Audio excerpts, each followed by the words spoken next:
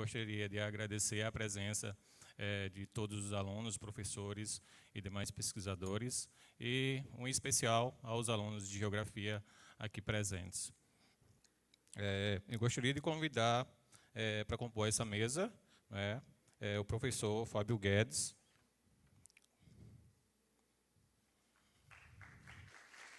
O professor Fábio Guedes é doutor em administração pelo Núcleo de Pós-Graduação em Desenvolvimento, em Administração, da Universidade Federal da Bahia. É professor de graduação em mestrado em Economia da Faculdade de Economia e Administração e Contabilidade da Universidade Federal de Alagoas. E diretor-presidente da Fundação de Amparo à Pesquisa do Estado de Alagoas, FAPEAL, desde janeiro de 2015. Gostaria também de convidar o professor Marcos Costa Lima.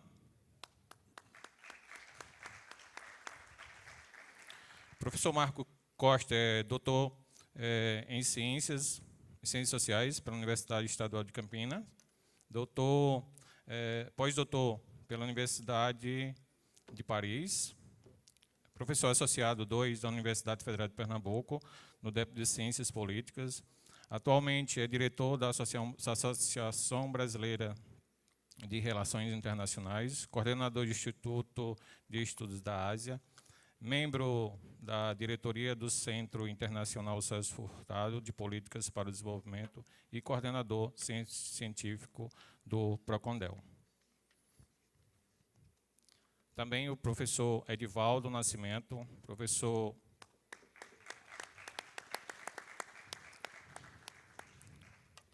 Edivaldo Nascimento, doutorando em Educação pela Universidade Federal de Pernambuco, UFPE. Atualmente é professor da rede estadual de Alagoas e do município de Delmiro Gouveia. Publicou a obra Delmiro Gouveia e a Educação na Pedra, em 2012, analisando processos educacionais no sertão nordestino. Agradeço a presença do professor Fábio, Marcos e o Edivaldo, e passo a palavra, inicialmente, para o professor Fábio Guedes, para desenvolver a sua palestra.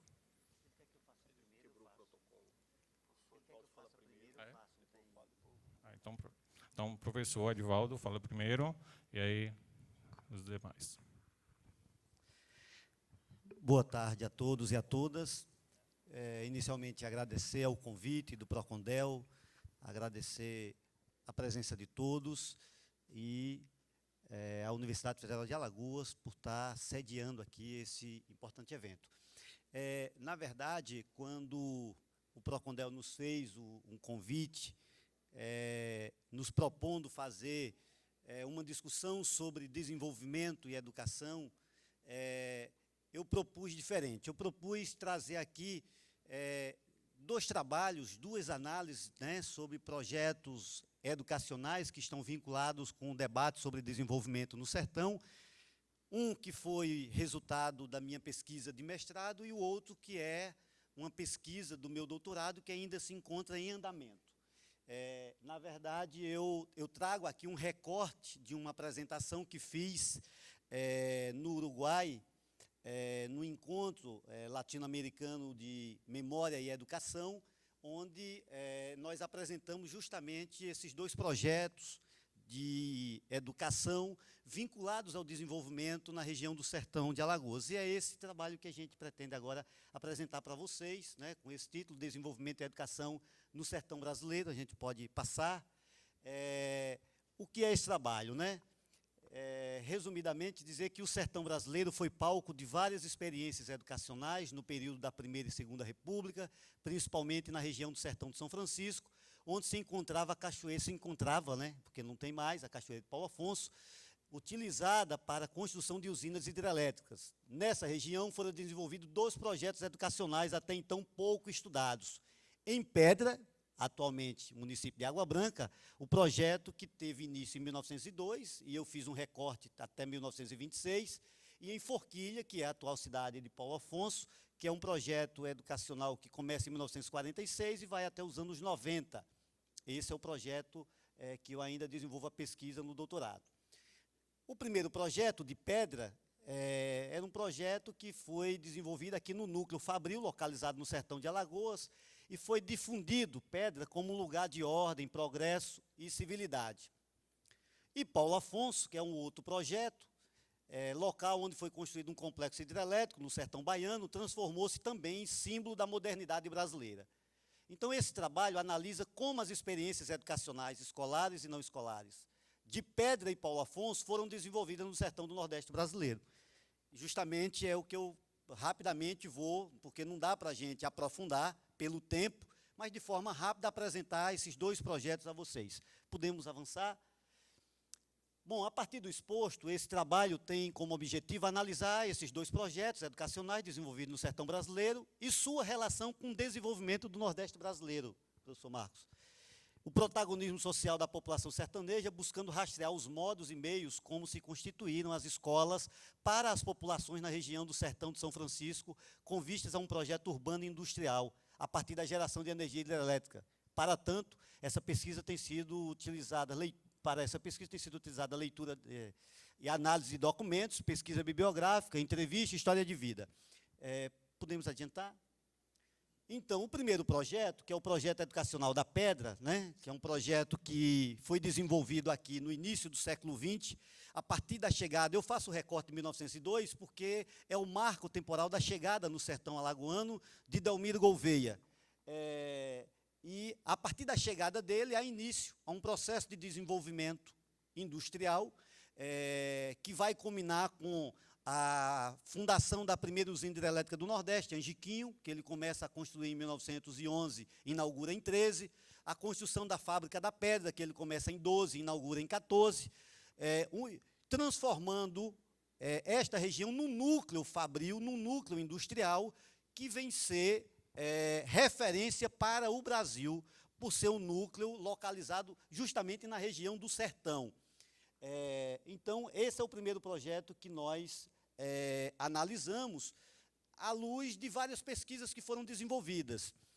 A pesquisa da professora Thelma de Barros Correia, da USP, em que ela analisa o projeto urbanístico e arquitetônico do Delmiro, a pesquisa do professor Dilton Mainardi, da Universidade Federal de Sergipe, em que analisa a memória do Delmiro, e outras pesquisas que foram desenvolvidas por biógrafos, historiadores, e que dão conta de que o projeto da Pedra era um projeto singular e um projeto que teve, na figura do Assis Chateaubriand, o seu principal propagador. Podemos avançar.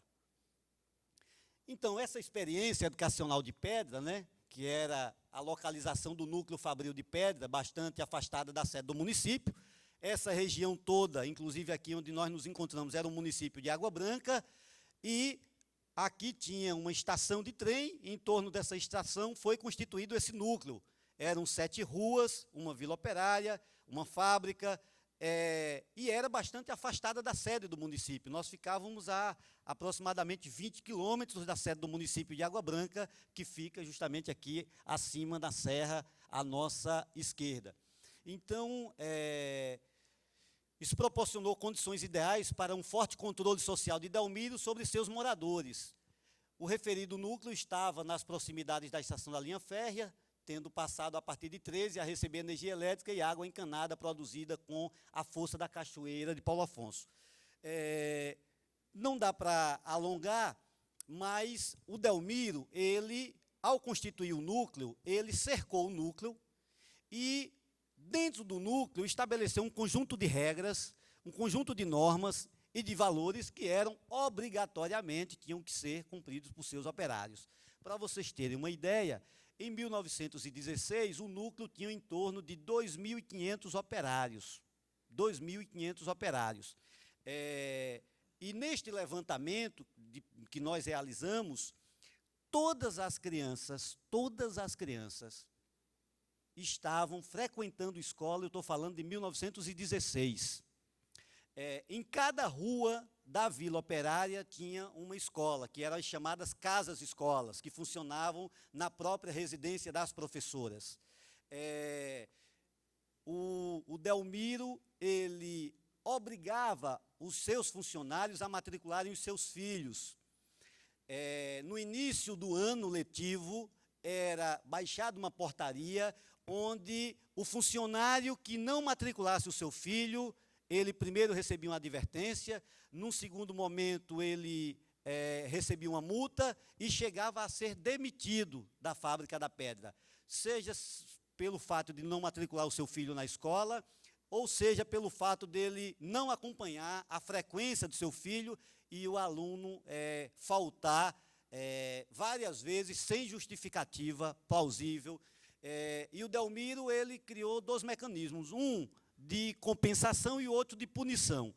O de compensação era que as crianças que frequentavam a escola, às sextas-feiras, elas tinham que entregar o caderno ao gerente da fábrica da pedra, e, com isso, as crianças que realizavam as atividades recebiam o ingresso para ter acesso ao cinema, às sessões de cinema que eram realizadas aos domingos, porque, desde 1915, o núcleo teve aqui inaugurado um cinema. Por outro lado, as crianças que não realizavam as atividades, além de não frequentarem o cinema, eram punidas, não tinham acesso ao rinque de patinação e ainda eram levadas a estarem catando pedra nos arruados do núcleo fabril. Podemos avançar. Assis Chateaubriand escreveu um artigo em 1917, onde ele diz que viu na pedra um processo de integração social verdadeiramente difícil de ser concebido numa região como o Nordeste. Era surpreendente, segundo ele, para ele, o fato de que na pedra, vergados a uma disciplina tão rígida quanto a dos quartéis, tivesse o pioneiro cearense, de um passado já povoado de tantos desafios, logrado reunir os emigrados fanáticos de Canudos. Ele fazia sempre um paralelo, onde a pedra era o exemplo de civilização, Canudos era o exemplo da barbárie. É um outro debate que a gente também aqui levaria uma tarde para realizar. O fato é que não só os alunos, mas os pais também eram regidos por normas rígidas estabelecidas por Delmiro. Por exemplo, proibido cuspir ao chão, obrigado a tomar banho, receber visita com chapéu à cabeça, as senhoras usar chale. Todas essas infrações que eram cometidas por operários eram punidas severamente, inclusive com multas, em que eram descontadas no salário do operário no final do mês. Normas estabelecidas por Delmiro, ele tinha um corpo de vigilantes em que informava a ele diariamente o que acontecia, diuturnamente o que acontecia no perímetro do núcleo fabril. O espanto de Chateaubriand devia-se à forma como Delmiro dirigia sua indústria e o controle que exercia sobre seus operários. Pedra apareceu aos olhos dele como uma experiência absolutamente inédita no país. A ele impressionava aquele contingente de indivíduos socialmente heterogêneos, quer pela limpeza, a ordem, a preocupação assistencial, quer quanto a necessidades vitais dos seus habitantes, quer quanto à observância de medidas, inclusive punitivas para aqueles desobedientes, recalcitrantes, como modelos de desagregação pública. Podemos avançar. Podemos avançar.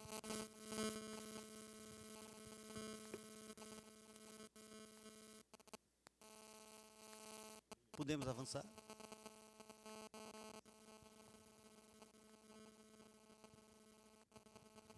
Podemos, próximo.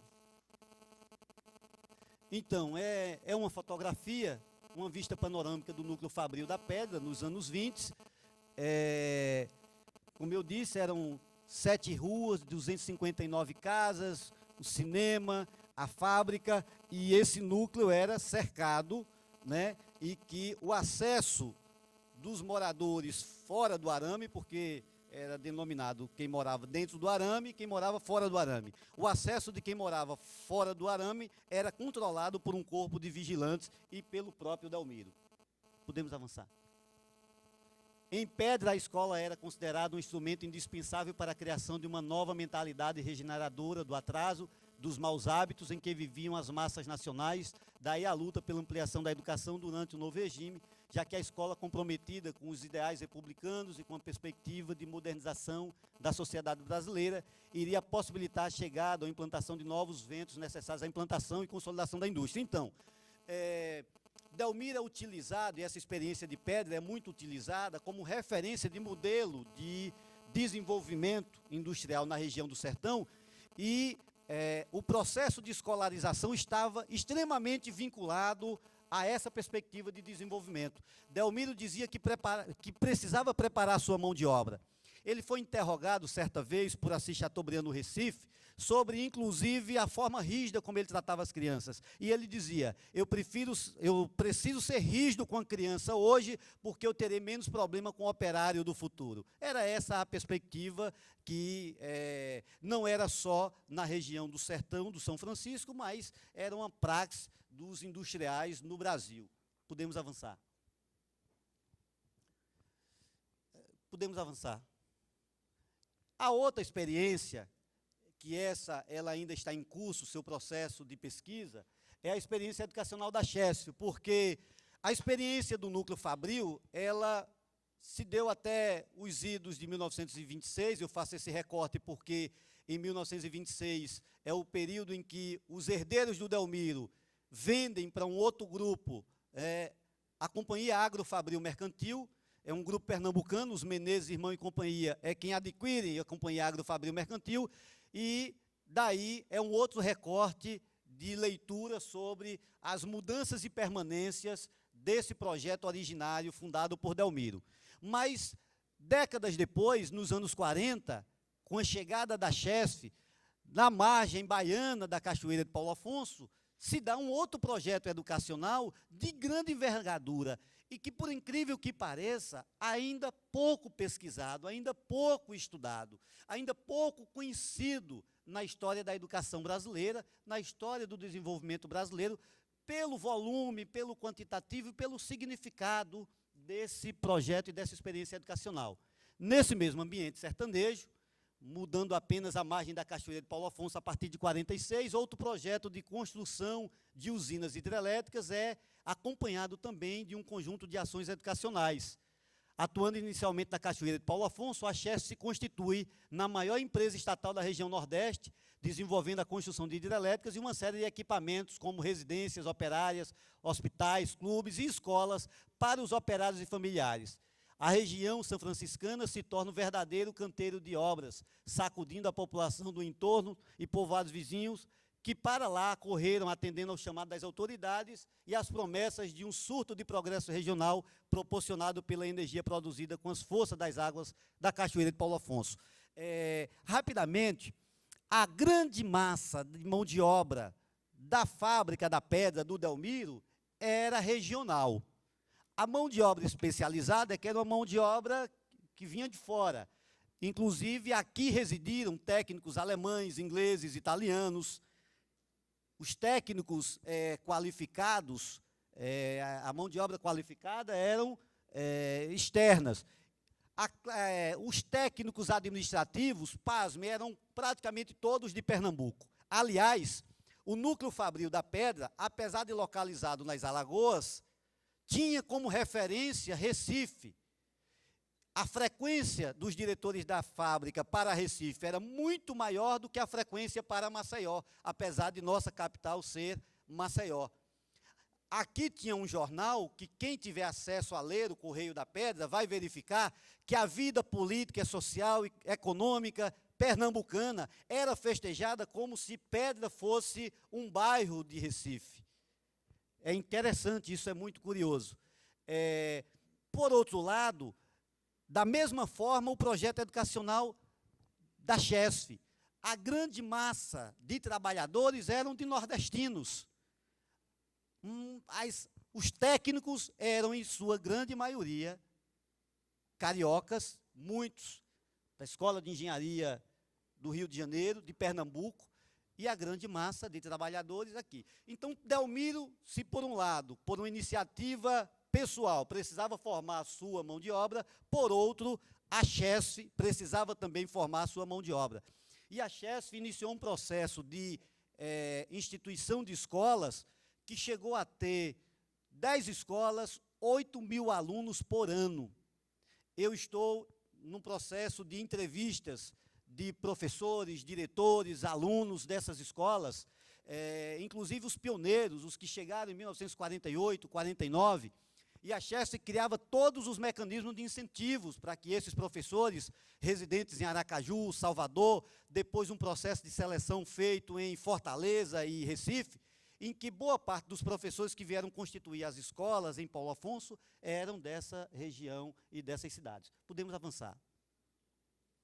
Todos os participantes desse projeto identificavam-se como implantadores de um novo país, impulsionado pela infraestrutura energética, propulsora da industrialização do Nordeste, mudando a face do sertão agrário. Destaca-se, diante dessa concepção difundida pelos planejadores da Chesf, a singularidade dessa sociedade sertaneja. Paulo Afonso versus Pedro e o entorno, que desde 1914 vivia a primeira experiência de industrialização implantada por Delmiro Gouveia. Podemos avançar. Finalizando, o acampamento da Chesf, articulado com as vias daquelas que viria a ser a futura cidade de Paulo Afonso, era cercada por um muro construído junto com rígidos dispositivos de segurança. Veja, isso aconteceu aqui no projeto do Delmiro e aconteceu no projeto de Paulo Afonso. Inclusive, quem é da região de Paulo Afonso, quem nasceu, quem viveu lá, conheceu o chamado Muro da Vergonha, que era um muro que separava o acampamento, né, era a Vila Poti e a Vila Zebu, a vila do acampamento e a vila externa. O acampamento era, né, dotado de água, de escolas, de clubes, as casas em 3 categorias, as casas dos operários de um padrão, as casas de técnicos de um outro nível e a casa da diretoria de um outro padrão. Era a vila operária, era a vila dos técnicos e a vila Alves de Souza, que era para os diretores da empresa, enfim. Ali também temos uma fotografia, né, apesar de estar ruim, não dá para a gente ver bem, mas uma panorâmica da região de Forquilha, que era o lugar que hoje é denominado de Paulo Afonso, onde se constituiu a cidade de Paulo Afonso. Podemos avançar. O quadro docente que se constituiu as escolas da Chesf era constituído por professores contratados e funcionários. Num primeiro momento, o Estado cedeu essa mão de obra. Depois, a própria Chesf é quem fazia o processo de seleção. Inclusive, nas entrevistas, todos os professores que eu entrevistei, todos, tinham um incentivo, proporcionalmente falando.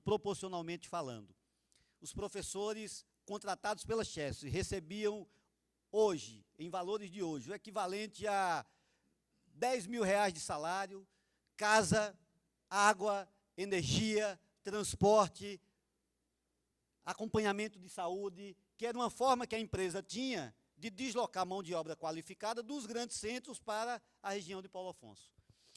Do ponto de vista operativo, os postos de trabalho que iam sendo criados, gradualmente ocupados, exigiam alto esforço pessoal e demonstração de dedicação e competência técnica, daí a própria empresa, né, passar a não só as escolas de educação hoje básica, né, que era a escola primária, depois o ginásio, mas também nos anos 60, e isso o próprio Procondel está levantando essa documentação, eu tive acesso a uma parte dela, em que o Centro de Formação Profissional da Chesf, né, que foi implantado na década de 60, foi uma estrutura em que dava formação técnica a todos os futuros trabalhadores da própria empresa. A Chesf, em Paulo Afonso, chegou a ser referência de formação de mão de obra para o setor hidrelétrico no Brasil. Eu vou finalizar, pelo tempo, pedindo para o colega adiantar, chegando nas considerações finais, dizendo o seguinte: nesse estudo, a contribuição que fica encontra-se na abordagem mais focada nos aspectos da educação do sertão. Assim, centrou-se os processos educacionais por entender que uma pesquisa dessa natureza poderá contribuir não somente para uma certa sistematização, mas, sobretudo, como uma releitura mais pormenorizada de um importante aspecto do sertão e de seus habitantes. No caso de Paulo Afonso, o estudo ainda encontra-se em andamento, sendo possível apenas levantar algumas hipóteses sobre o projeto educacional desenvolvido pela Chesf. os sertanejos, nesse processo de desenvolvimento nas décadas de 40 e 50, foram sujeitos históricos capazes de participar da implantação de um projeto de educação escolar em pleno sertão do Nordeste. Esse protagonismo sertanejo teve inspiração no processo de industrialização e socialização desenvolvido no núcleo fabril da Pedra. Diante do que já foi exposto, é possível concluir que estudar a história da educação do Nordeste brasileiro, a partir das experiências educacionais de Pedra e Paulo Afonso, no sertão brasileiro, tem possibilitado ampliar os horizontes e a compreensão da história da educação no Nordeste do Brasil. É claro que teríamos muitos elementos para trazer para essa discussão. Só a discussão do projeto educacional do Delmiro já é passivo de um debate, essa experiência de Paulo Afonso, mas a ideia aqui é apenas dar um panorama desses dois projetos, já que nós estamos discutindo aqui desenvolvimento, meio ambiente e energia. Esta mesa traz para vocês esses elementos de como, nesses dois projetos, a educação escolar e não escolar foram vieses bastante significativos para se debater o desenvolvimento nesta região, seja no início das décadas do século XX, seja pós com a experiência educacional da CHESF em Paulo Afonso. A gente fica à disposição, logo após a fala dos companheiros. Agradeço a todos pela atenção. Agradeço a tua fala, Edivaldo, pelos conhecimentos em relação a Delmiro Gouveia, o grande empreendedor, e passo a palavra para o Fábio Guedes Gomes desenvolvê-la.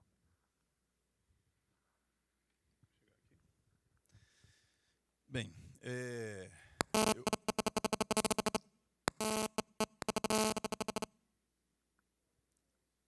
ok. Eu queria parabenizar a organização do evento e, sobretudo, ao Procondel, por ter escolhido 3 temáticas importantes e que, no posto em que nós encontramos hoje, na Fundação de Amparo à Pesquisa, nós temos observado que esses 3 temas são áreas que dialogam hoje fortemente no Estado, mas esse diálogo ele não é integrado. Aqui está o tema da energia, desenvolvimento e meio ambiente. Eu tenho defendido, acho que o Ronaldo Sebrae já escutou isso algumas vezes, que Alagoas tem que descobrir uma vocação científica e tecnológica. Isso é importante, porque se a gente for observar, por exemplo, estados vizinhos nossos, como a Bahia, Pernambuco, eles têm, no campo da ciência e tecnologia, algumas experiências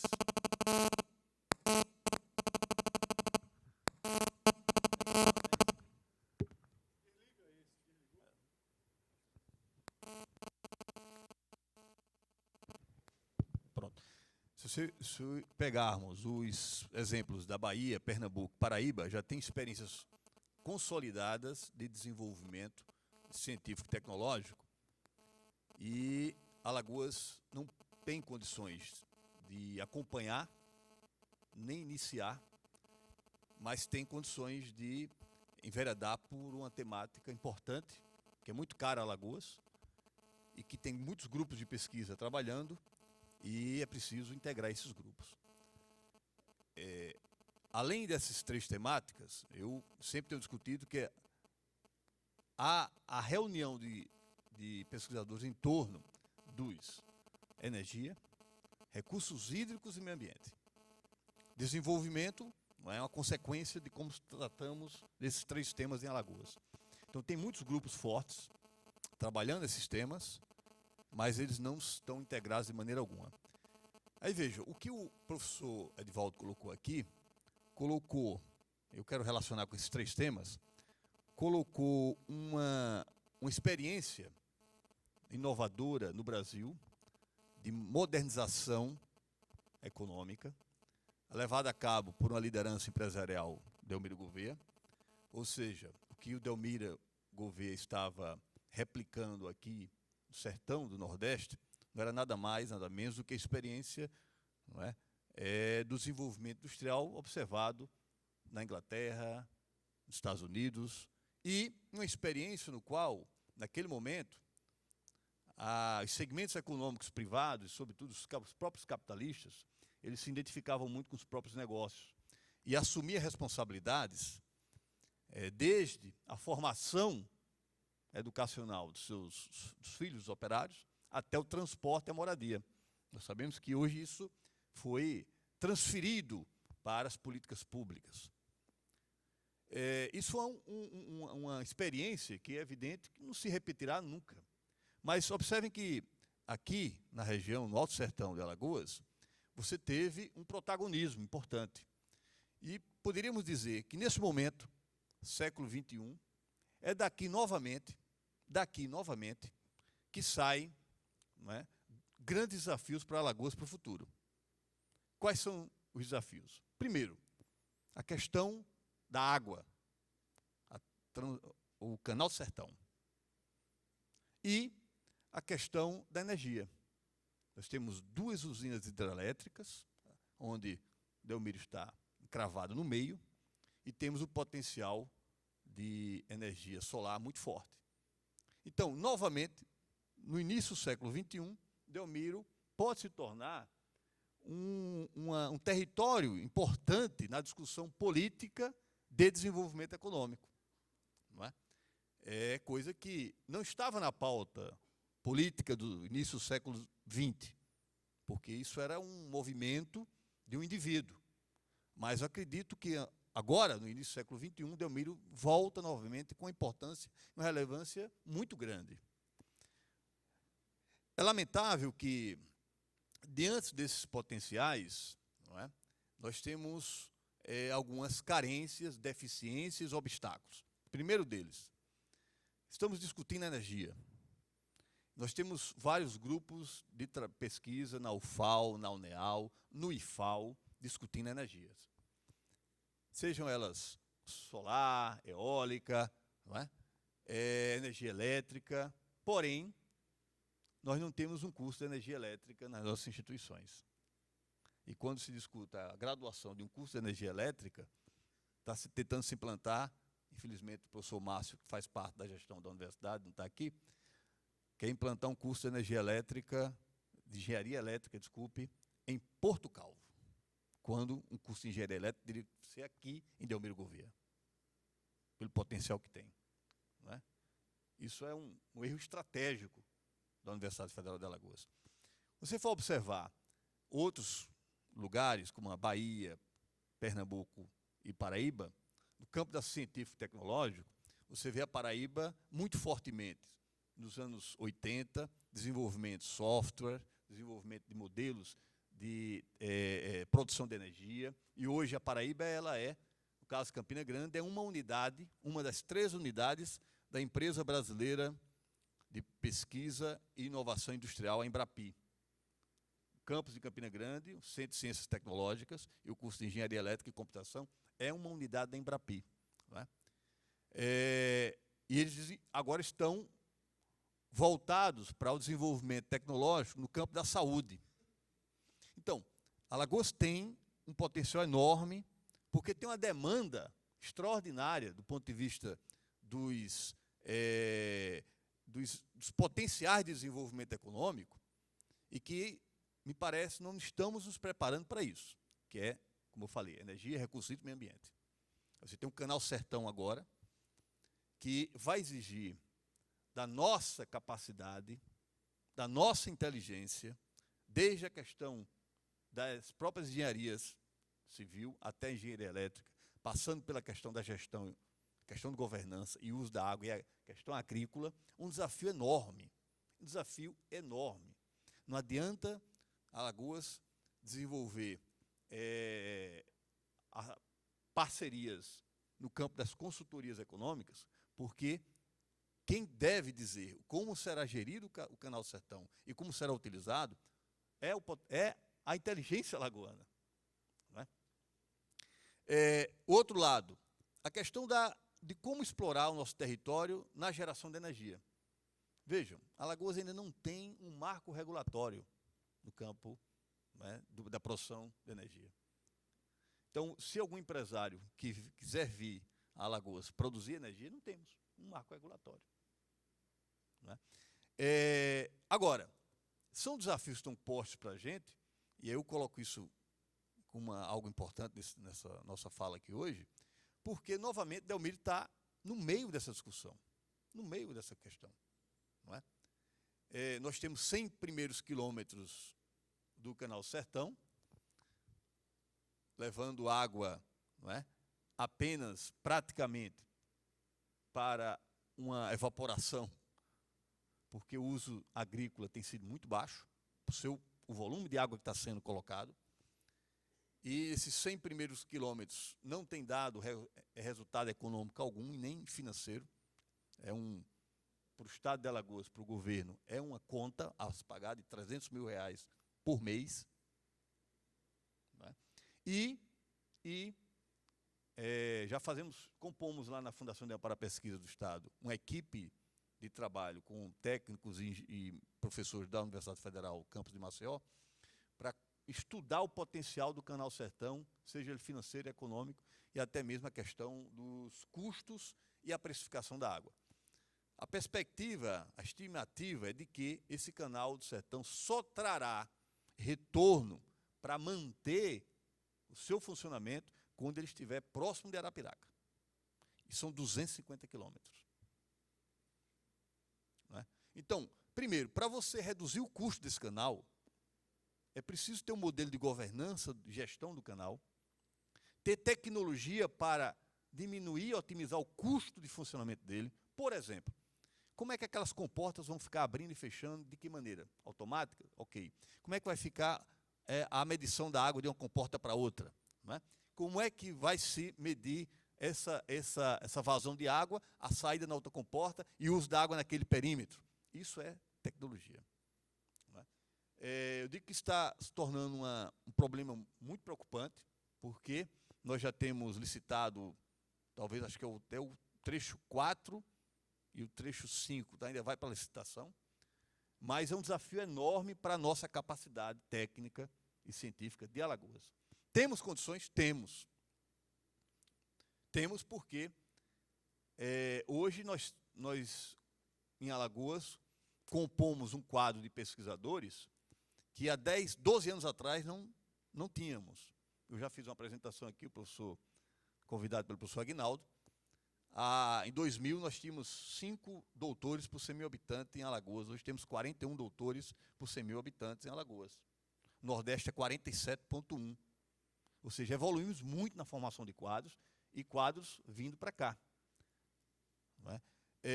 Temos capacidade, precisamos atrair mais pesquisadores para Alagoas e formarmos os que estão em títulos de mestre, assim por diante. Não é?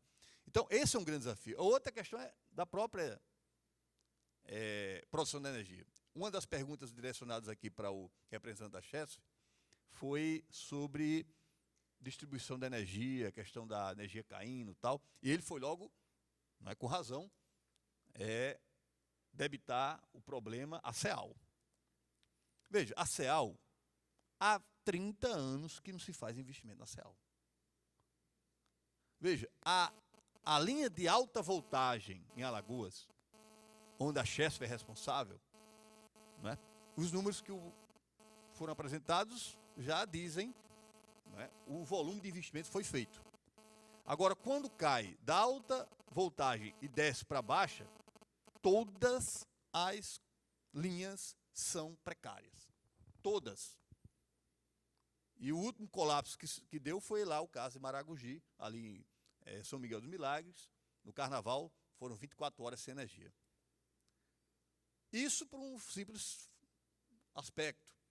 A CEAL, uma empresa estadual, quando da crise do governo Suruagi, foi negociada com o governo federal para que a CEAL era um ativo do governo, o governo tinha 50% das ações ordinárias da CEAL, e o governo federal recebeu essa percentual do governo estadual, com a promessa de que pagou 50% dos 50%, e os outros 50% dos 50% seria repassado ao governo estadual quando a CEAL fosse privatizada.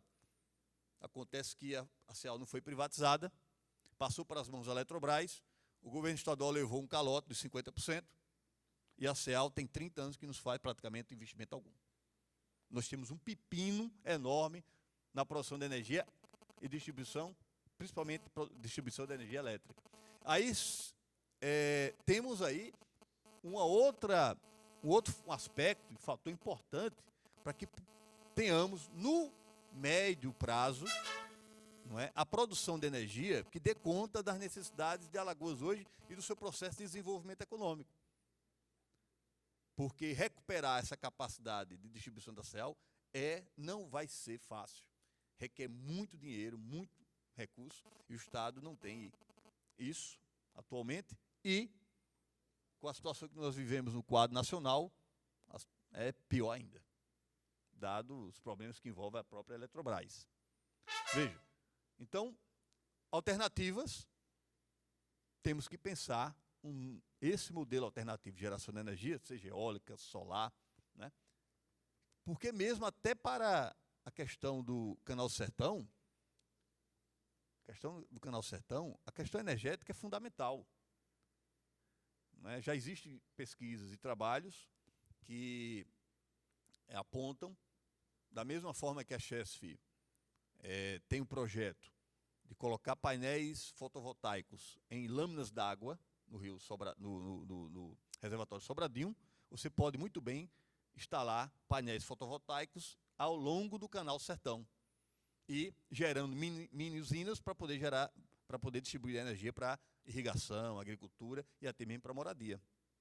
Agora, o projeto existe, precisa de motivação política e apoio das instituições como a Chesf, a Codevasf, a própria Sudene. Não é? Eu fui à Chesf recentemente, porque eu estava muito interessado no fundo que a Chesf tem para P&D, aqueles 0,4%, quando a Chesf nos apresentou todo o portfólio de projetos em P&D que ela tem, que é em torno de 48 milhões de reais hoje, não tem um projeto sequer de Alagoas. Um projeto sequer. O que demonstra, mais uma vez, que temos necessidades, temos demanda, temos desafios e não estamos conectados. Nem internamente, com os grupos trabalhando internamente para avançar nesse campo da energia, recursos hídricos e meio ambiente, nem conectados com os projetos de P&D que as instituições elas podem financiar. Então, parte novamente, Delmiro, novamente é a origem de um grande e importante desafio para Alagoas, que é a questão do Canal Sertão e o potencial de se gerar energia, já que naquele pontinho lá do potencial que o professor Agnaldo colocou, sobretudo a energia solar, o pontinho onde tem o maior índice de radiação é por aqui. Não é isso, professor? Então, novamente, Delmiro está, do ponto de vista do desenvolvimento econômico, está no centro de uma discussão que é preciso a sociedade conhecer, aprofundar, não é? Para que a gente tenha instituição, tenha Universidade Federal, tá certo? E que daqui saia novamente mais digamos assim, um movimento, não mais capitaneado por uma liderança, por um indivíduo, mas por um coletivo, onde esse coletivo envolva as instituições que eu já citei e o próprio poder municipal e o governo estadual. Né? Então, não queria fazer uma fala sobre conceito de desenvolvimento, né, sobre o que se entende por desenvolvimento. Eu só queria chamar a atenção para esse aspecto, porque eu tenho visto isso, tenho refletido e tenho, de certa maneira, meio de um posto privilegiado, né, tenho ficado com a antena muito ligada a respeito dessa situação. Então, mais fóruns dessa natureza, devem ser feitos aqui em Delmiro para se discutir essa questão do Canal Sertão, a questão das fontes alternativas de energia. Porque isso não vai sair lá de Maceió. Isso não vai sair de Arapiraca. Tem que sair daqui. Né?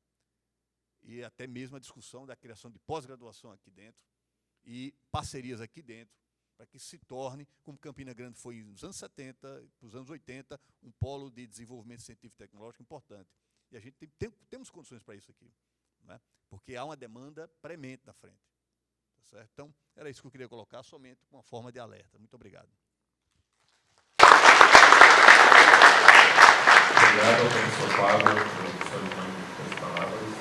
E passo a palavra para o professor Marcos Costa Lima, para desenvolver sua técnica.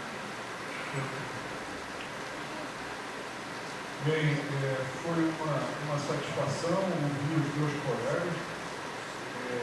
Retrato muito bem, está vinculado ao que eu vou falar também. Acho que são reflexões importantes. A gente viu aqui o barulho entre o passado e o presente, justamente as duas questões que também foram diretamente ligadas à educação, que é fundamental para qualquer região de desenvolver, e a energia, a infraestrutura, que é fundamental para o desenvolvimento. Então, por favor, esse é o Nordeste de permanência, por favor, para colocar. Uma apresentação rápida e a necessidade de um novo padrão de desenvolvimento. Eu acho que essa pode já abriu aqui questão que é muito importante hoje no Brasil, o desenvolvimento local, a educação da população local para uma visão mais holística sobre o que significa o desenvolvimento e a articulação da comunidade, que ela possa fazer as suas reivindicações. Nesse sentido, esse espaço aqui, essa universidade, já representa o futuro dessa região. E daqui podem sair pressões, podem sair articulações políticas, podem sair uma sinergia no sentido de buscar uma outra forma de desenvolvimento. Então, vamos adiantando. Por favor. Bom, isso são duas fotos que eu resolvi. Uma urbana e outra rural, à direita, que mostra muito onde a gente anda pelo interior do Nordeste do Brasil, a gente está vendo esse tipo de cenário. O colega aqui, arquiteto, fez uma apresentação muito rica no sentido de mostrar o padrão mimético de desenvolvimento que vem sendo realizado no Brasil. E hoje nós estamos reproduzindo isso pelo Nordeste afora, seja na área urbana, seja na área rural. E estão interligados, porque esse processo significa dizer que quando o interior das regiões, quando o território das regiões do interior, elas não conseguem se modernizar, não conseguem apresentar um padrão de desenvolvimento inclusivo, melhor, o que acontece é migração para a cidade e a gente sabe dos resultados. Por favor. Então, um sumário muito rápido do que eu vou falar aqui. Primeiro, muito desenvolvimento e esquecemos de tratar de uma questão chave, que é a questão do subdesenvolvimento.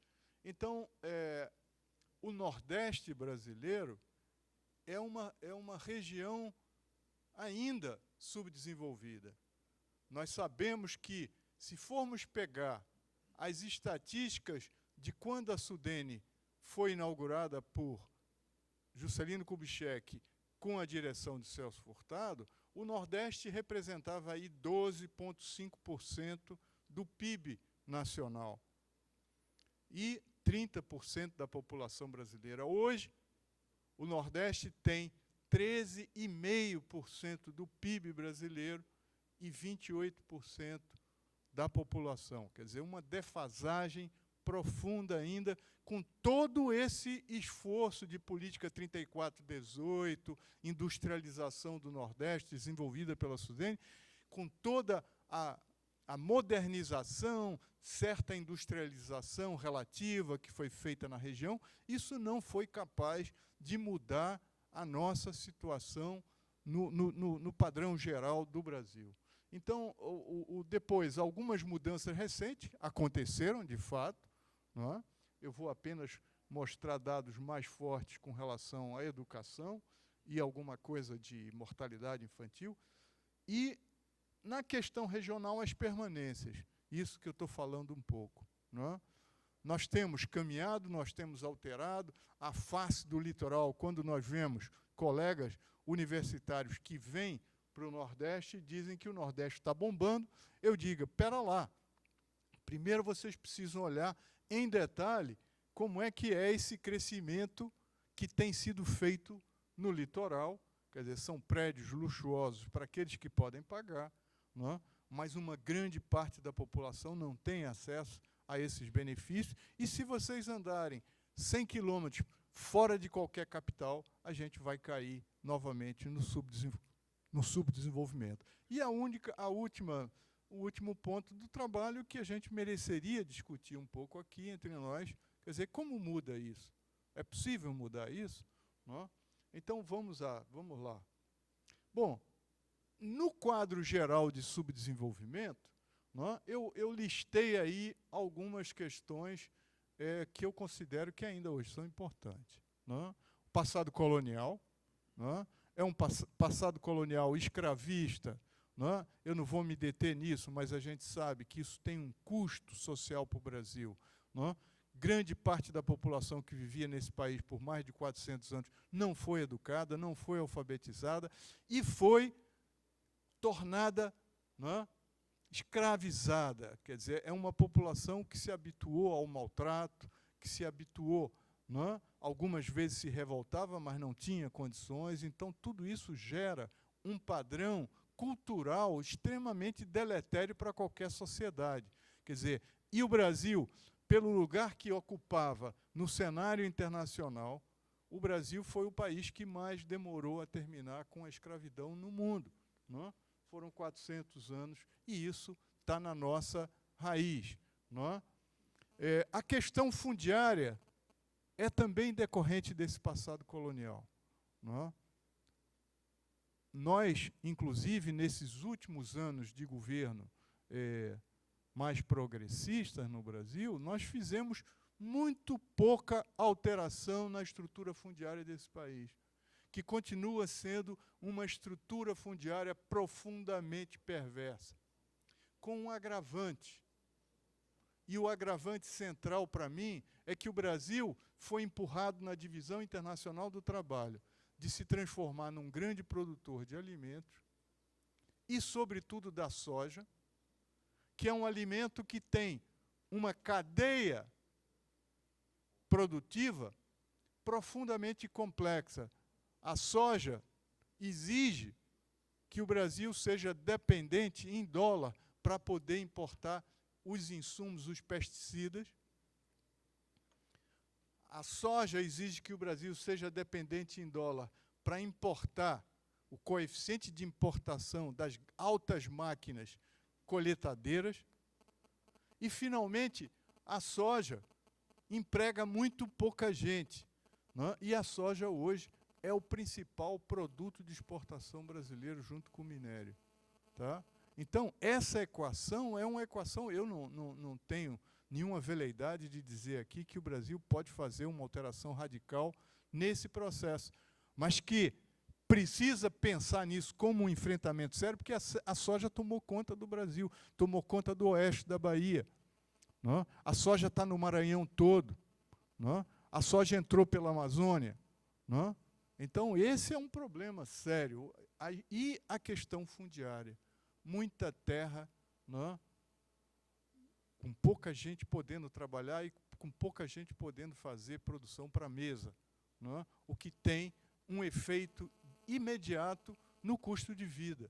Não é? A população trabalhadora, que vive basicamente, não é, como diz o professor Amartya Sen, da mão à boca, quer dizer, tudo que recebe ele consome, ele não tem capacidade de guardar, de poupar. Essa população paga uma alimentação que poderia ser muito mais barata se nós tivéssemos, não, uma terra mais bem distribuída nesse país. Nós não fizemos reforma agrária no país. Esse continua sendo um dos grandes calcanhares de Aquiles desse país, que é um país imenso e que poderia ser muito mais generoso com seus filhos. Associado à questão fundiária, está diretamente vinculado a isso a questão do controle das oligarquias. Esse controle da oligarquia é um controle que se dá sobre os trabalhadores, é um controle que se dá sobre a política, diretamente vinculado a esse controle, é um controle que se dá sobre a mídia, porque também essas grandes oligarquias são aquelas famílias que detêm as transmissoras da Rede Globo, que tanto mal faz a esse país. A gente está vivendo um processo político de alta gravidade, não é? E muito dele, não é? Provocado pelo setor midiático, que está estimulando a erupção social nesse país, não é? E esse conjunto de fatores, tradição autoritária e de mando, não é? Política do mandonismo, não é? Estado de classe, isso é uma coisa, é um componente muito pesado, não é?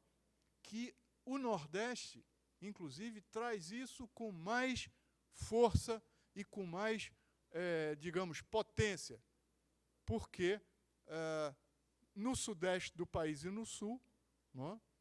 A presença industrial ela é muito mais intensa e isso dá mais possibilidade para as pessoas que ali estão, inclusive os nordestinos que fizeram de São Paulo a maior capital do Nordeste brasileiro, não é? Então, o que eu quero chamar a atenção é que o Estado brasileiro, controlado por essas elites, pela mídia, elas estão impedindo as mudanças e as transformações sociais no país.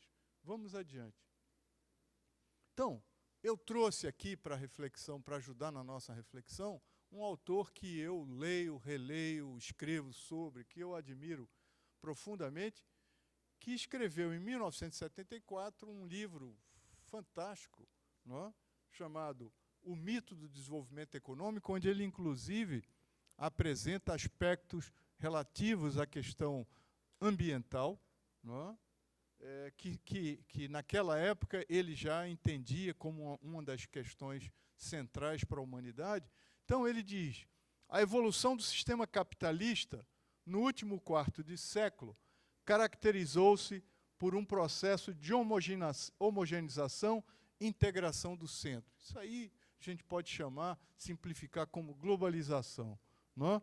Um distanciamento crescente entre centro e a periferia. Há estatísticas hoje assustadoras, não é? Que a gente consegue encontrar no livro do Piketty, nos livros do Stiglitz, de que a concentração, a desigualdade social, a desigualdade de riqueza em escala mundial, ela cresceu muito da Revolução Industrial para cá. No início da Revolução Industrial, essa diferença entre centro e periferia era de apenas 1/3. Hoje, ela ultrapassa 74 vezes. Tá certo? Então, quer dizer, o processo do capitalismo e a aceleração do capitalismo, sobretudo sob a sua dimensão financeira, aprofundou a desigualdade social em escala planetária. Tá certo? Então, diz Celso Furtado, um distanciamento crescente entre o centro e periferia e uma ampliação considerável do fosso que, dentro da periferia, separa uma minoria privilegiada e as grandes massas da população. Quer dizer, então, também internamente, esse processo se reproduz. Vamos adiante. Por favor. Ei. E eu termino com Celso Furtado com essa frase.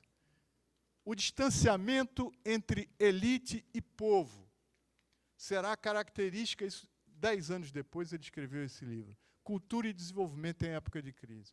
O distanciamento entre elite e povo será a característica marcante do quadro cultural que emerge nesse período. As elites, como que hipnotizadas, voltam-se para os centros da cultura europeia, dizia Celso, eu posso ampliar aí para a cultura americana, não? De onde brotava o fluxo de bens de consumo que o excedente de comércio exterior permitia adquirir, Então, essa burguesia, que é compradora em Miami, burguesia brasileira, essa elite brasileira, não é? Que fazia o consumo e faz o consumo, os seus bens de consumo de alto valor, e o povo reduzido a uma referência negativa, símbolo do atraso, atribuindo-se significado nulo à sua criatividade artística, quando não cultural, mais ampla. Quer dizer, então, essa sempre foi a tradição das elites brasileiras, que agora estão tentando estabelecer um golpe branco nesse país. Vamos adiante. As mudanças recentes. Por favor. Então, eu coloquei ali, eu fui para o IBGE, né, tentar levantar os indicadores mais recentes que eles têm sobre a evolução de alguns aspectos da realidade brasileira e nordestina. Então, o Brasil viveu melhoras em seus indicadores sociais nos últimos 10 anos. Diz a CNBB, hoje deu uma declaração, a CNBB, a reunião de todos os bispos do Brasil, de que esse processo de crise e esse processo de tentativa de impeachment da nossa presidente está sendo forjado por essa elite que Celso Furtado apontava, que não está de forma nenhuma satisfeita com esse processo, não, de apoio a políticas sociais que foram desenvolvidas. Isso, eu não estou dizendo aqui que esse governo, eu não sou do PT, não, que esse governo não cometeu os seus erros, mas eu estou dizendo aqui que é impossível hoje, nesse país, não entender que nós passamos por um processo de transformação que foi positivo, que começa um processo de resgate dessa população que sempre foi colocada à margem política do Brasil. Eu queria chamar a atenção que o BNH foi fechado em 1981. Tá? De lá para cá, acabou processo de política urbana de construção habitacional para a população de baixa renda. Pois bem, não? E aí, justamente no momento onde as migrações, sobretudo nordestinas, para o Centro-Sul, foram muito avassaladoras. E a favelização tomou conta. A gente chega no aeroporto do Rio de Janeiro, para chegar no centro do Rio Maravilha, a gente passa por um grande favelaço, não é? Imenso. Não é?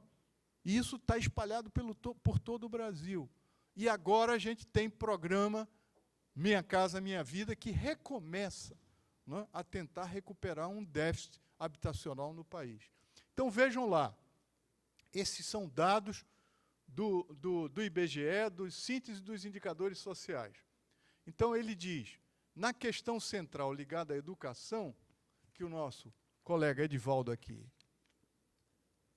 se reportou, e a escolaridade média da população brasileira, na faixa etária de 25 anos, ou mais, aumentou entre 2004 e 2013, passando de 6,4 para 7,7 anos de estudo. Isso é uma questão importante no Brasil, que sempre teve indicadores muito baixos, né, na questão da duração da escolaridade da população. O aumento foi mais intenso entre os 20% com os menores rendimentos, que passaram de 3,7 para 5,4 os seus anos de estudo. Então, a população mais pobre agora tem média de 5,4 anos de estudo, o que é um indicador que revela a eficácia de políticas gerais de distribuição de renda e inclusão social. Entre 2004 e 2013, a proporção de pessoas da faixa etária de 25 a 34 anos com ensino superior, praticamente dobrou, passando dos 8% para os 15%. Isso aqui, em referência, por exemplo, ao que o Fábio colocou há pouco, o incremento do número de doutores, né, por 1.000 habitantes em Alagoas, que é expressivo, que chega perto hoje da média nordestina. Por favor. As proporções dos que frequentavam o ensino médio subiu de 44% para 55% em apenas 9 anos. Isso é extremamente relevante. E as escolas técnicas, os Cefet, que nós não tínhamos e praticamente hoje, né, foram criados inúmeros. Não é? Isso ninguém pode tirar. Não é? Estudantes com maiores rendimentos deixam de ser a maioria nas universidades brasileiras. Isso é outro acontecimento fantástico nesse país, onde o filho do pobre, o filho do trabalhador, jamais podia almejar, projetar, desejar chegar a uma universidade. Tá certo? Olha, o colega está dizendo que meu tempo está se esgotando. Eu vou ter que acelerar. Então, só mais alguns dados aqui. Em relação ao ensino superior, houve redução da participação dos estudantes que fazem parte dos 20 mais ricos, que é dividido isso em 5/5, não é? Então, em 2004, eles representavam 55% dos estudantes na rede pública e 68% da rede privada. Em 2013, esses valores caem para 38% e 43%. Então, isso é entre os ricos. Quer dizer, os pobres têm mais acesso ao ensino superior hoje, já no Brasil, do que... Por favor. Bom, eu vou ter que passar, gente, lamento. Não é? Relações de trabalho, também há uma taxa de formalização do emprego. Nós agora vamos ter uma queda disso, estamos já sofrendo esse impacto. Não é? Adiante, por favor. A renda também, não é? Melhorias assinaladas, não é? Mas ainda assim, os 10% mais ricos no Brasil ainda concentram 40% da totalidade da renda per capita entre 2004 e 2014. Isso ainda é um processo que precisa ser enfrentado. Se esse processo de impeachment for adiante, isso vai ser uma calamidade pública nesse país. Por favor, adiante. Questão regional. E aí eu falei de algumas mudanças e das permanências. Não é? Então, quais são as permanências? Há mais de 50 anos, é aquilo que eu já falei, pode ir adiante, que o Nordeste cresceu, ainda permanece muito desigual na estrutura regional brasileira. A mortalidade infantil no Brasil, ela caiu, não é? Foi de 15,7 mortos por 1.000 nascidos, no Nordeste ela não é 15%, ela é 20%. A esperança de vida ao nascer, não é? No Brasil é 74,5 anos, no Nordeste 71,9, ainda, não é? Expectativa menor do que o Sudeste. Há muito o que fazer. Vamos adiante. Então, eu vou ficar só com esse quadro. Não é? Domicílios, então, isso aí é crianças de 0 a 14 anos, não é? Residindo em domicílios sem abastecimento d'água, esgotamento e sem coleta de lixo. Então, aí eu faço uma comparação entre o Nordeste e o Sudeste brasileiro, para mostrar que nós ainda precisamos investir bastante nesse tipo de infraestrutura. Vejam, domicílios onde residem essas crianças, esse é o universo. 18% no Brasil, 22% no Nordeste, sem abastecimento geral d'água. Sem rede de esgotamento, 65,8%, o que mostra que os investimentos em rede de saneamento geral são fundamentais, inclusive para combater Zika, chikungunya e a Aedes aegypti. Sem coleta de lixo, vejam quase o dobro das crianças que vivem em domicílios sem coleta de lixo. Por favor, adiante. Renda por domicílio, vejam a discrepância entre, quer dizer, o Nordeste, que é a coluna de cá, né? Os salários mais altos são muito mais baixos. Vejam apenas os salários acima de 2 salários mínimos. Não é? Nordeste com 11%, Sudeste com 25%. Agora, no salário mínimo, até meio salário mínimo, vejam o Nordeste, 32%, o Sudeste com 11% apenas. Por favor. Bom, aí questões de doenças, os efeitos, como mudar? Não é? Então, eu não vou me deter, eu gostaria de desenvolver esses temas, mas eu não posso, não tenho tempo, vai ficar para o debate da gente.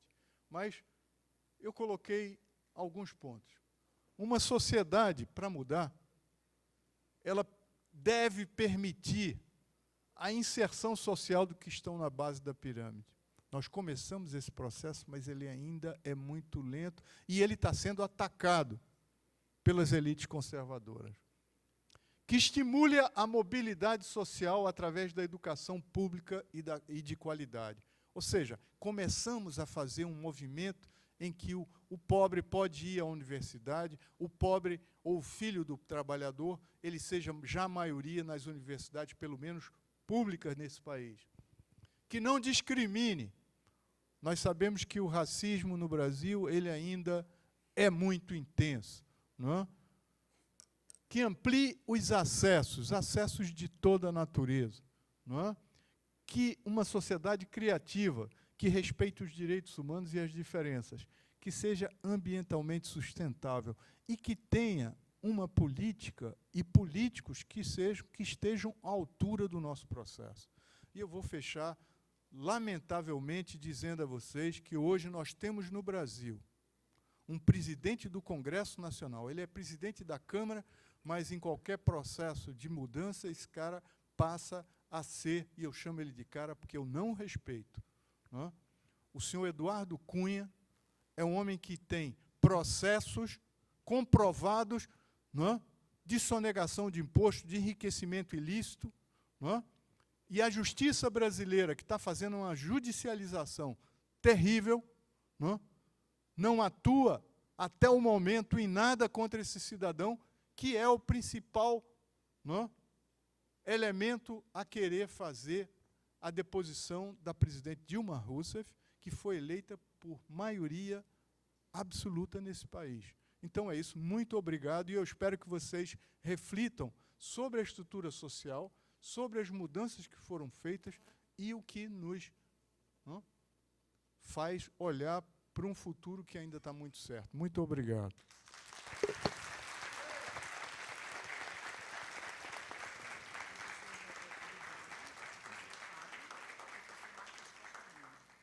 Ok, agradeço vossas palavras, professor Marcos, e aí eu abro um momento para discussão. Aldo e professor Marcos.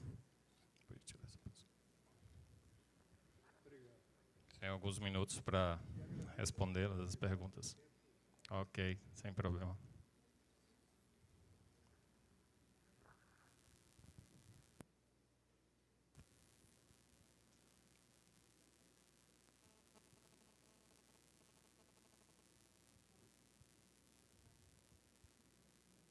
Quem começa primeiro?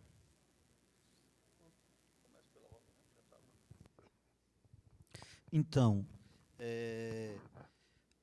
com relação à educação de hoje, né, é um pouco do panorama que foi apresentado aqui pelo professor Marcos Costa Lima.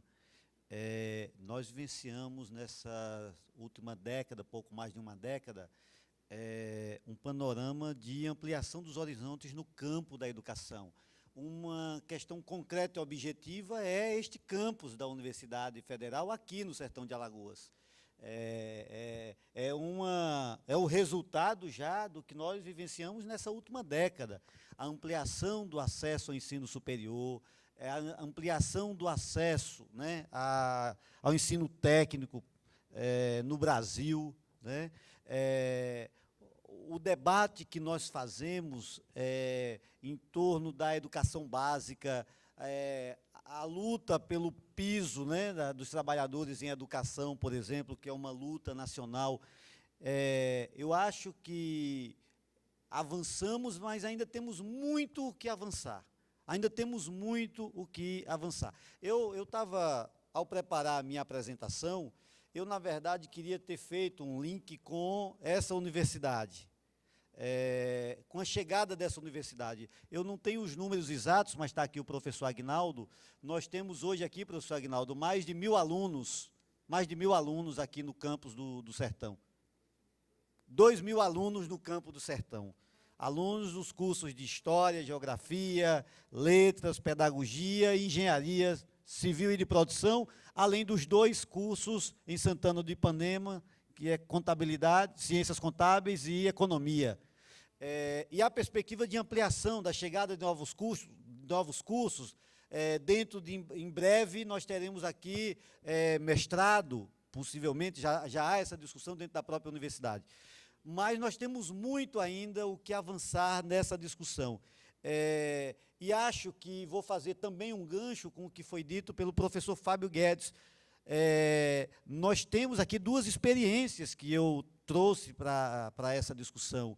A experiência educacional aqui no início do século XX, né, liderada por Delmiro Gouveia, e uma outra experiência também, que é a experiência a partir dos anos 40, da década de 40, que é a experiência da Chesse.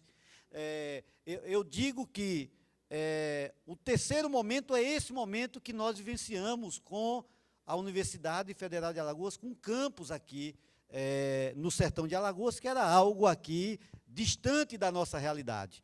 Nós estamos aqui com o início do curso de medicina aqui em Paulo Afonso, com todas as dificuldades, é claro que precisando de ter uma infraestrutura adequada, enfim, concurso para os profissionais, mas é uma discussão que há pouco tempo atrás não se dava. E a gente tem que se dar conta que esse processo é um processo bastante significativo. Se a gente observar os dados ali, o nível de escolaridade, né, o nível médio, o acesso, né, à escola, a escolarização, principalmente nos setores mais pobres da sociedade, foram significativos. Agora, ainda há um fosso muito grande, a distância é muito grande. Nós ainda, né, vou falar aqui do estado de Alagoas, por exemplo, que nós ainda disputamos os piores índices educacionais, né, entre os piores, né, entre os piores, evasão escolar,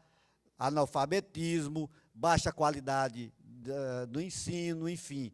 Então, nós temos muito, mas eu tenho também uma perspectiva otimista, né? Eu acho que o povo brasileiro, o povo nordestino, tem a capacidade de encontrar caminhos, e eu quero acreditar e crer que nós vamos encontrar caminhos. Do ponto de vista desse debate que nós estamos fazendo aqui, que o Procondel está trazendo entre sustentabilidade, energia, meio ambiente, e a distância desse debate das políticas públicas municipais, também é uma análise que a gente precisa contextualizar historicamente. Nós vivenciamos numa região em que, se o coronelismo é um fenômeno que no Nordeste, no Brasil, foi muito forte, nós vivemos numa região em que isso ainda hoje se faz presente.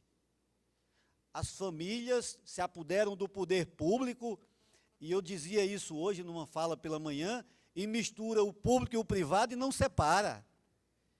E tratam o público como se fosse privado, e a sociedade precisa estar atenta. Eu faço abertamente uma crítica, eu costumo dizer que, na nossa região, as famílias que disputam o poder político nos municípios da região não preparam mais o filho, não quer que o filho vá fazer medicina e desenvolva a carreira, não quer que vá fazer advocacia ou engenharia, não quer uma atividade profissional e que vá desenvolver. Vai, estuda e volta para continuar perpetuando o poder político local. Há uma permanência de famílias nos poderes constituídos nessa região que muda, é pai, é filho, não, a mulher, agora volta, é o genro. E isso distancia dos interesses da grande maioria da sociedade, e é por isso que a gente vê, especificamente aqui ao Haroldo, que fez a pergunta, essa distância entre as gestões públicas e esses debates de políticas públicas que deveriam ser debates abertos. As gestões não são gestões democráticas, são gestões autoritárias, as gestões elas não são transparentes, os recursos públicos não são discutidos as suas aplicações e as prioridades nas políticas públicas na nossa região, enfim. Então, eu finalizo com essa fala, esperando ter respondido as duas questões que foram levantadas. Obrigado. Primeiro, a do Haroldo e do Adriano, vão no sentido de perguntar o que, através da FAPEAL, tem feito, ou se tem feito, para discutir questões problemáticas e, sobretudo, projetos de desenvolvimento regional usando o Canal Sertão.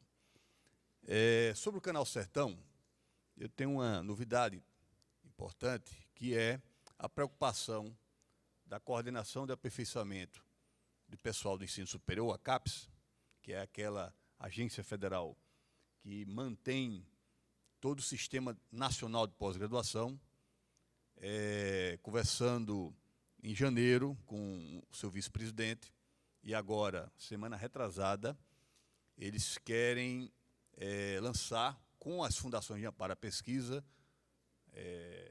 estaduais, dois editais. Um edital na área de reuso das águas em centros urbanos e o outro é a gestão dos recursos hídricos no semiárido. Então, esse segundo tema é importantíssimo para nós. Não é? Nós já fizemos a crítica porque precisamos participar na discussão das linhas temáticas. Então, isso está avançando, acho que meados, agora, entre maio, por aí, esse edital vai estar pronto. Então, cada FAP interessada, cada fundação, coloca aquela contrapartida de acordo com a Carta de Salvador, que é de 3:1, pode chegar de 5:1. Então, a gente vai colocar recursos nesse sentido, para que a gente participe nesse edital da gestão de recursos hídricos no Canal Sertão. Né?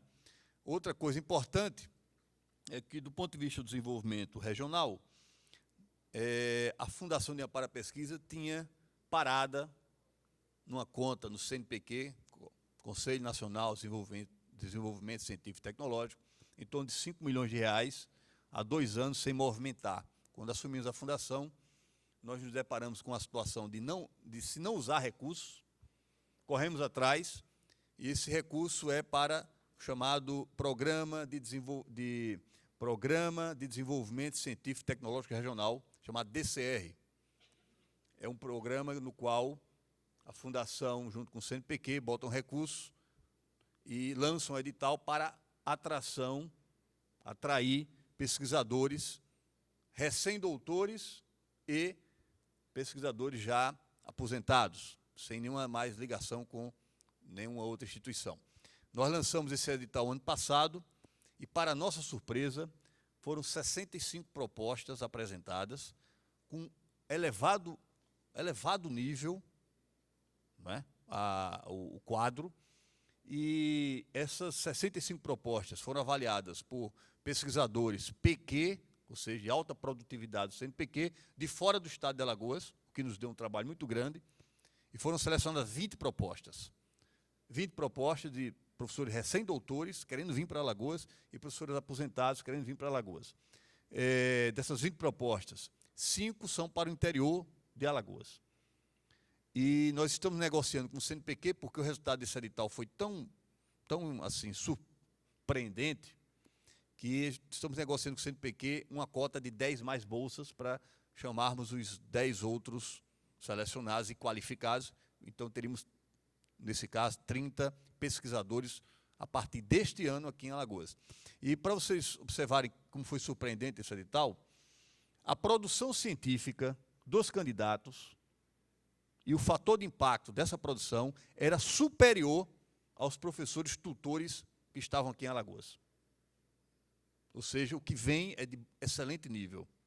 Então, nesse sentido, a gente está atraindo doutores para cá. E esses doutores vão trabalhar na pós-graduação. No caso, por exemplo, vou dar um exemplo, a pós-graduação em agronomia, aqui em Arapiraca, eu já entro na pergunta do Adriano. Recebeu 3 pesquisadores de fora, agora. Não é? 3 pesquisadores. Então, aquilo ali vai aumentar a qualidade do curso da pós-graduação em agronomia nos próximos 2 anos, né? Brincadeira, eles querem partir para o doutorado aqui em agronomia no interior do estado. Não é? Aí bate com a questão do Adriano. Ele pergunta aqui, ele não concorda com a questão de um curso de engenharia elétrica aqui, nem de arqueologia, porque estamos muito próximos aqui de Paulo Afonso. Paulo Afonso já tem curso dessa natureza, e ele coloca que poderia, por exemplo, ter um curso de agronomia. Mas, Adriano, aí no caso, a sua crítica, ela se volta contra si mesmo. Porque quando você fala que nós temos curso de arqueologia aqui e de engenharia elétrica, nós temos o curso de agronomia também aqui em Arapiraca. E com curso de pós, com mestrado excelente. Ter um curso de engenharia elétrica em Alagoas é importante, mesmo tendo aqui no raio de 100 quilômetros, né, sabendo que Paulo Afonso é mais próximo, é importante porque um curso dessa natureza vai trabalhar as questões alagoanas, do local, do território, nossos desafios. Não é? Ou seja, uma proposta como essa também trará recursos para o Estado, trará novos pesquisadores, tá certo? Alavancará aqui na universidade um curso de engenharia elétrica, então pode alavancar outras áreas de pesquisa que não são contempladas lá. Então, há um mundo muito maior do que aquele, necessariamente, que a gente observa que está funcionando lá. Não é? Nós sabemos, por exemplo, no caso de Campina Grande, o curso de engenharia elétrica não está voltado somente para a produção de energia, pesquisa na área, mas, por exemplo, eles estão partindo para a área médica. Circuitos pequenos, micro, nanotecnologia. Então, tem uma gama muito enorme. E eu acho que isso, um curso... E outra coisa, para você lançar um curso aqui, é evidente que o próprio projeto deve apresentar diferenças do que acontece aqui pertinho, também para justificar o nascimento de uma outra modalidade de graduação aqui em Paulo Afonso. Então, acho que é isso. E acho que é isso mesmo. Talvez outra pergunta a gente... Professor Marcos. Eu tenho 3 perguntas aqui, e 2 de uma mesma pessoa, eu vou escolher uma para não ocupar tempo demais. E são perguntas que, uma do Haroldo e a outra do Eliel Barbosa, do curso de Geografia. A pergunta do Haroldo é uma pergunta que precisaria de muito tempo para respondê-la. O Nordeste, principalmente o Estado de Alagoas, tem deixado de lado questões importantes que elevam o nível de desenvolvimento. É uma pergunta, né? Tem deixado questões importantes que elevam o nível de desenvolvimento local e regional. Veja, eu entendo, muito rapidamente, que a questão do desenvolvimento é uma questão multidimensional. A gente não pode pensar o desenvolvimento apenas, por exemplo, com inovação tecnológica. Você cria um lugar fantástico de inovação tecnológica, fica completamente encastelado, isolado, e esse castelo vai servir a outras regiões, porque, inclusive, ele não tem condições de dialogar internamente para fazer o resultado das pesquisas sirvam efetivamente. Não é? Então, o desenvolvimento, para mim, ele não é só multidimensional, mas ele deve ele exige prioridade. Não é? Prioridade, bom, se Alagoas é um estado agrícola, com uma grande base agrícola, evidentemente, a agricultura deveria ser observada com mais cuidado. Não a agricultura do agrobusiness, porque essa tem dinheiro suficiente, não, para fazer as suas pesquisas. Não? Mas a pequena e média produção rural, não, a produção diversificada, articulada com a água para essas lavouras, articulada com capacidade técnica, não, que, novamente, há um grande equívoco, e Celso Furtado foi um dos pensadores que chamou a atenção, teve coragem de chamar a atenção disso. Num mundo que avançava muito na tecnologia, ele disse, espera lá, há tecnologias e tecnologias. Tem tecnologias que são implantadas em regiões que não estão aptas ou que têm um excedente, por exemplo, de mão de obra, como é o caso do Brasil e como é o caso do Nordeste, que isso pode ter um efeito extremamente deletério sobre o conjunto da sociedade. Então, é preciso observar, e vejam, há outros aspectos aí importantes. Não? Todo mundo fala, isso aqui é tecnologia, é água tratada não é? Mas será que o trabalhador que mora no meio rural, que vive da água do barreiro, ele tem acesso a essa água? Será que o pequeno agricultor que sofre de problema cardíaco ou de diabetes, ele pode se tratar com os medicamentos mais atuais, não é? Cuja pipeline ainda não foi vencida? Não pode. Ele vai usar medicamento de 50 anos atrás, porque ele não tem como pagar medicamento caro. Então, eu queria sintetizar as duas, pelo menos essa pergunta, dizendo: desenvolvimento é uma questão multidimensional. O Nordeste, não é que o Nordeste precisa correr contra o atraso, não é? Até para ele superar esse atraso, ele tem que enfrentar desafios e estruturas que são muito perversas, que fazem com que ele continue atrasado. Eu listei alguma delas ali. A estrutura agrária, que é perversa, a falta de apoio de crédito para a pequena produção rural, que atinge grandes, né, que poderiam aumentar a produção de mesa e fazer com que o custo do alimento incidisse menos sobre o salário daqueles que ganham menos. Não?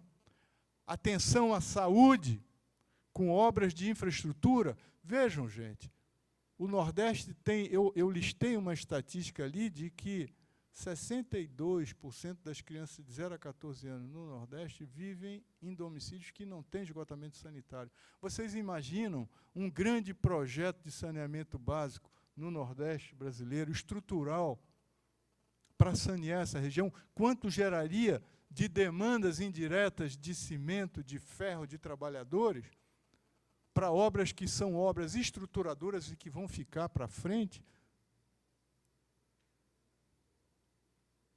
Então, a questão ambiental no Nordeste, nós não temos quase um rio sequer, isso não é só para o Nordeste, é no Brasil, que não tenha virado cloaca. Não é? Como é que a gente cuida disso? Não é? Como é que a gente não assoreia os rios? Como é que a gente recupera essas nascentes, plantando árvore nessas nascentes? Tudo isso precisa de políticas públicas. Mas as políticas, elas são estabelecidas em 3 níveis. Agora, além dos 3 níveis da política, é preciso que a população também ela volte a ter interesse, porque nós vivemos num mundo que há mais de 30 anos entrou numa visão neoliberal de que o mercado resolve tudo e que eu vou cuidar do meu problema individual, o hedonismo, o consumismo, não é? E não o coletivo. A China está onde está porque vem pensando no coletivo e não na questão individual. Vão enfrentar, daqui a 30 anos, talvez, um problema da desigualdade, que está começando. Mas eles tiraram 500 milhões da pobreza em 35 anos para fazer o que eles estão fazendo hoje. Então, obras de infraestrutura, o Brasil tem ainda, e o Nordeste em particular, quando a gente olha a malha urbana, e aí eu já entro na outra questão, quer dizer, que o colega falou da ruralização de cidade, não acho que a ruralização de cidades seja um problema. Pelo contrário, pode ser até um respiradouro. Quando a gente lê um economista como Prebes, ele diz que as cidades deveriam ter, em média, 500 mil habitantes seria bastante razoável. Não? Seriam cidades onde você teria mais acesso ao ar, mais acesso ao verde, mais acesso às calçadas e tal, quando você cria. Então, um dos problemas centrais do Nordeste é que as cidades, as capitais, elas cresceram demais, elas incharam, para usar um termo mais fácil, não? E a rede urbana de cidades médias no Nordeste é muito pequena para dar vazão, você pode viver em Delmiro Gouveia muito bem se tem uma cidade de 300 mil habitantes a 150 quilômetros aqui, que ofereça serviços de qualidade. Não? Então, você pode viver muito mais tranquilamente. Não? Então, é isso, gente. Pensar desenvolvimento como algo, não, integrado, sistêmico, né, multidimensional, mas tem que a população ela tem que acordar para fazer as suas reivindicações. E isso se dá pela organização social. Não vejo outra forma. Muito obrigado. Em nome da Sudene, agradeço o professor Adivaldo Nascimento, o professor Marcos Costa, o professor Fábio Guedes, pelas magníficas palavras, né, e pela grande contribuição com os seus estudos, com as suas pesquisas aqui no Sertão Alagoano. Passo a palavra aqui para a Ângela, para ela finalizar. Muito obrigada a todos da mesa, professor Licobé, porque foi tão gentil. Ele vai ficar na segunda mesa também, vai coordenar 2 mesas. Eu exploro bem. Preste bem atenção, a gente vai ter agora um intervalo, não é? Que horas são? 6h30. Pois é, 6h30, meia hora, né? Às 19 horas a gente vai fazer o sorteio dos livros e, em seguida, começar a mesa de meio ambiente, não é? A gente já tem aqui o professor Giovanni Seabra, o professor Márcio já está no campus, o Sérgio Xavier, o secretário de Meio Ambiente lá de Pernambuco, Meio Ambiente e Sustentabilidade de Pernambuco, já está aqui, acabou de chegar, e estamos aguardando o cacique Wilton Tuxá, porque isso vai ser bom demais. Então, até às 19 horas para o sorteio dos livros. Os numerozinhos, não esqueçam, quem não tiver número não ganha livro.